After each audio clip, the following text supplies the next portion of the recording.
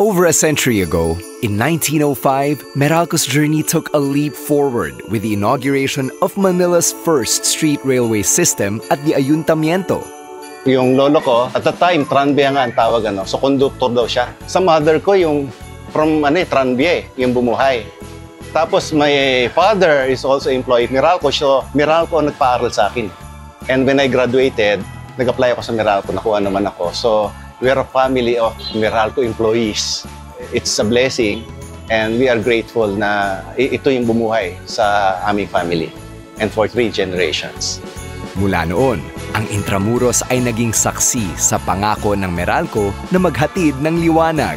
At sa pagbabalik ng tranvia sa Intramuros, dala nito ang Meralco Liwanag Park, simbolo ng makulay na kasaysayan ng lugar na tumutulay sa nakaraan at kasalukuyan ng Meralco.